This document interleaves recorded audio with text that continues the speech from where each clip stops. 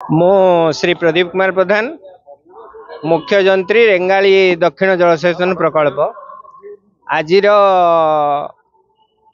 कार्यक्रम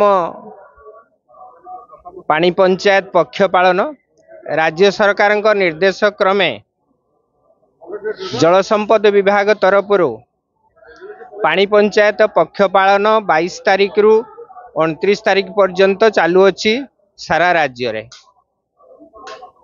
ढेंकानाल जिले रे यही कार्यक्रम आज आरंभ हो 29 तारिख रे जिला स्तरीय कार्यक्रम शेष होब।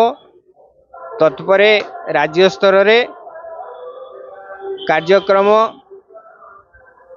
करा जाई जिला स्तर रु कंपटीशन रे भाग नहीं पिला माने एवं कृतकार्य होइतवा पिला माननकु प्राइज दबा सहित ए कार्यक्रम शेष हेब। यार मुख्य उद्देश्य ए वर्षर टॉपिक अछि जलवायु परिवर्तन और तार निराकरण।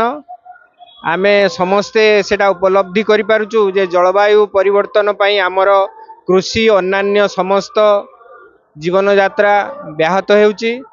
तार निराकरण पई किपरि एक सचेतनता सृष्टि हब प्लस उन्नत कृषि उन्नत जलसेचन द्वारा ढेंकानाल जिल्लार सर्वांगीन उन्नति पई ए कार्यक्रम चालू अछि।